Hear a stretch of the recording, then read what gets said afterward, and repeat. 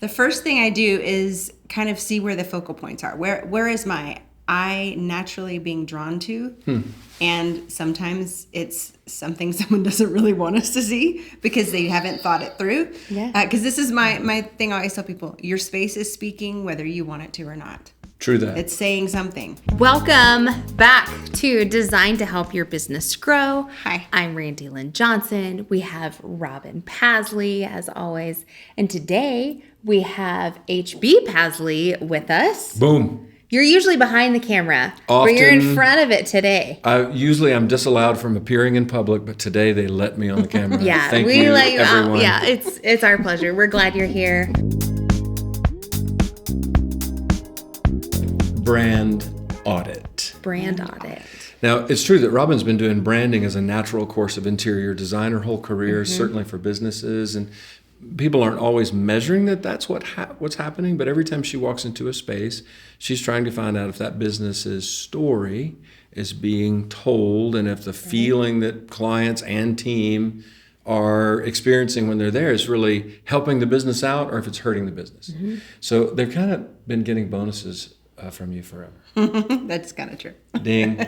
Brand audit is a new offering. Yes. So we're going to do 4 short episodes on what are key components of one part of our brand offering or the brand audit, which is the physical space audit. Who's ever heard of that? I don't know. I think you made it up.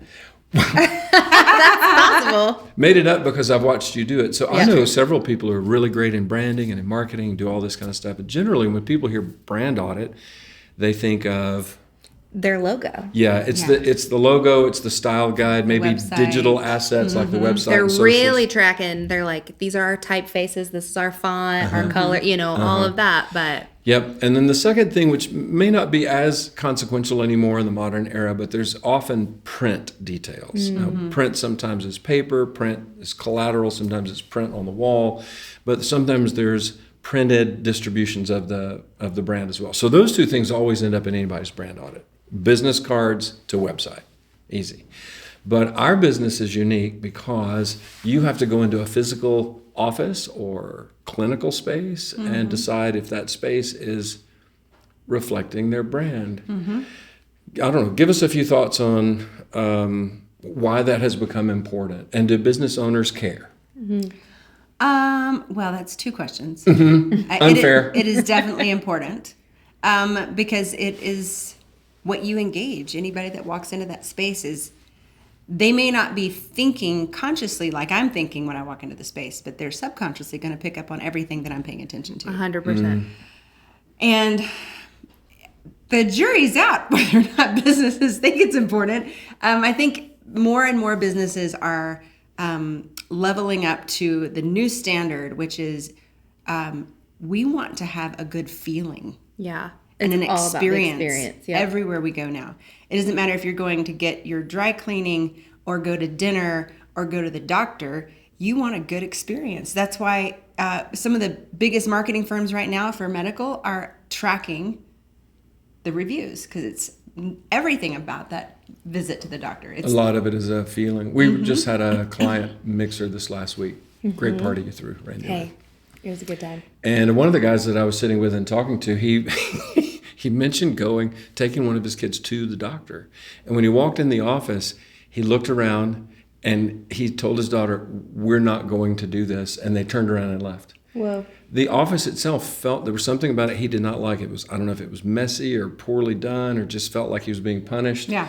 But he knew that was going to be a reflection of the style of care that they received. So I think you're being humble when you say that you're not sure if business owners treat it with respect. I think they really know, but they don't know who to talk to about how to get the branded feeling into their office space. Yeah, that's probably true. Dun, Yeah. dun, dun, dun. Enter Robin And Pasley. too, right? Like, I think a lot of times they're so busy focusing on what they do. Right. And it might be great. Like, they might be providing great. I took my son to get his haircut at the barber. The barber was super. The space was not. And maybe I've just been here too long. I'm just like, It's rubbing not off. Yeah. right. But they're focused on that, which they should be. Yeah. But the idea of bringing in somebody to help to give that experience, because with prices going up everywhere and everything, I'm like, I don't sure. want to be throwing down money and feel like I'm No, you do not. one step up from an alley. So what a brand audit is supposed to do, since we're on a medical theme, Yeah. is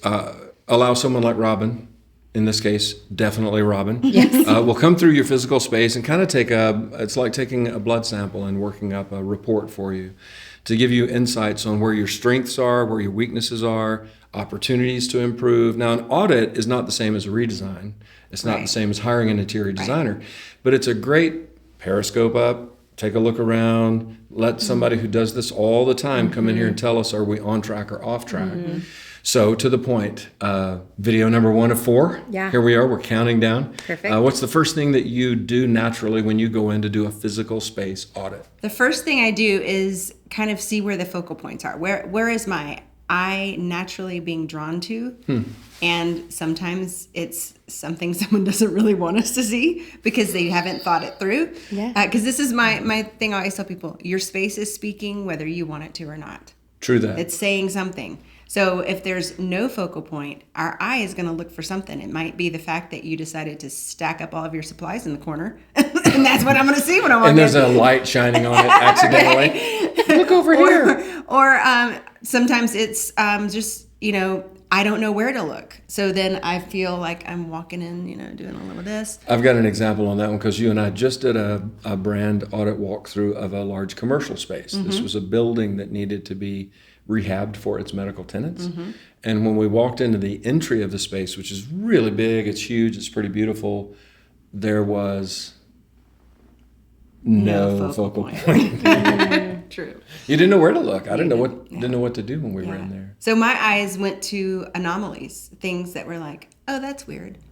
I wonder if they meant to do that. I immediately started looking at stuff that didn't make any sense because, I'm probably different than some people, but that's what I just didn't know where to look.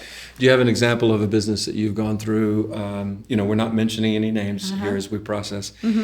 Who you went in and your eyes were drawn to something, but it was not the right thing. Yes. One that we actually helped renovate. The way that the door was placed, and this is something the business owner couldn't control. The way that their suite was in the building, the door came in at an odd angle, and so what was right in front of you was like part of a pylon and like a bunch of partial cubicles, and it was terrible. You didn't know where to look, and you didn't know what. And I was like, where do we brand that? So we ended up having to extend that pylon and make a bigger wall out of it so we could put their branding. So right when you walked in, you saw we could create reception and branding. And what did you put on the wall that was branding? Because you had to create a new focal point? Yeah, we had to extend a wall section so that we could apply branding. So we did a special treatment to the wall that was... Was it like their signage? Is that what you're talking about? Yeah, and then we used some materials that were really representative of some of their value systems, and then we did a great branding. See how I can ask the super obvious, blindingly direct questions? Because your talent goes to high levels, Those of us who are farmers. Did we use a sign? We put a sign up. How did you focus it? I see what you're doing now. Yeah. We put a sign up. Yeah. Okay, so we'll wrap this one up, and then we have 3 more really cool things, and all of our business owners and our audience, these are things that you can start thinking about now. So this is all just our generosity saying, hey, if you can improve these on your own, have at it. If you need help, you let us know. But we're going to hit 3 more of these high points that you do on every physical space brand. So the first one, you walk in, focal point. In an increasingly competitive market, the merits of using interior design as a strategic growth tool can make all the difference in not just surviving, but thriving. Pasley Commercial Interiors, designed to help your business grow.